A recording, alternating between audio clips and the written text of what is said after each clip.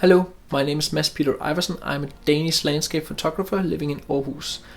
This is the first video of my Photographing USA series. This series will run parallel to my Photographing Iceland series. This video is an introduction to my Photographing USA series, and it will focus on the practicalities of such a trip.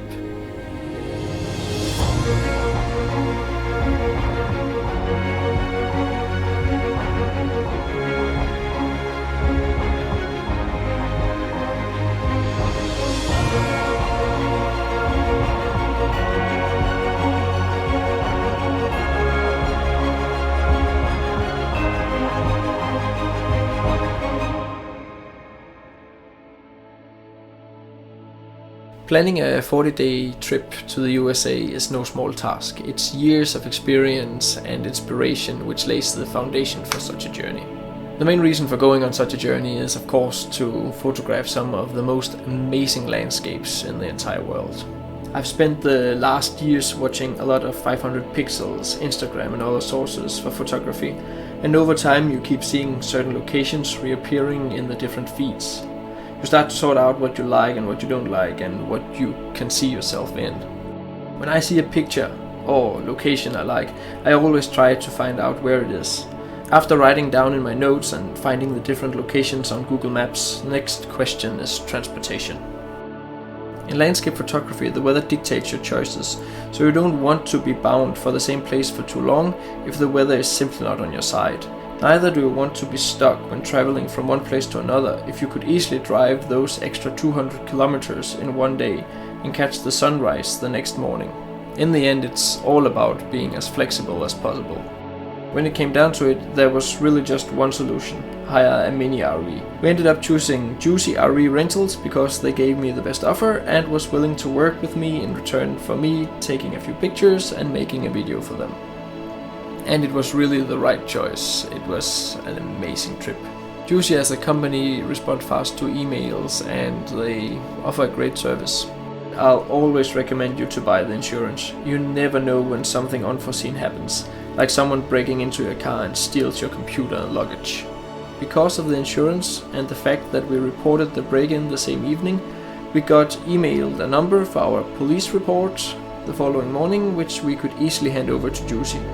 Within an hour of delivering the old car, we were on the road again with a new one, which is also the reason why the car changes color in this video. I've learned about these RV solutions from YouTube videos, and I have to admit I was a bit skeptical at first, but it really did turn out to be the best decision. The amount of freedom in combination with comfort is surprising. There's plenty of space if you are of average size. The fact that you don't have to take down and put up a tent each day makes everything a lot easier. You just have to park the car and flip out the bed. In the US you don't have as much freedom as in Iceland. You're more bound to campgrounds and RV parks since you just can't park and sleep in the side of the road. At least it's not recommended. But with a mini RV you can usually get away with paying the lowest price in the campgrounds. You have to be aware of the season you're traveling to.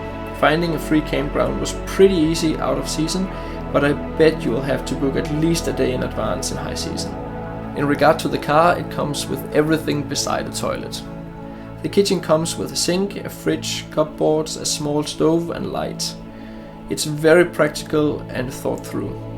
Within the car you have a small table and room for at least 4 people to sit down. You can easily unfold the bed if you remove the table. Underneath the bed there's room for storage. What I valued a lot was the amount of electricity. There's 5 slots for charging, which is invaluable as a photographer. Over such a long period you can't help but develop a relationship with the car. Giving it up in the end of the journey was really hard. It's just one of those times where you absolutely don't want to go home. Thank you so much for watching. I hope this video provided a bit of answers to some of the practical stuff in regard to landscape photography. If you have any more questions, you are more than welcome to put it down in the comments. If I'm to make another video like this focusing on the practicalities, you can request it and put in some questions also down below, and if I get enough I surely wouldn't mind making a video about that too. On the next episode, we are starting just north of LA, between LA and San Francisco, on the coastline called Big Sur.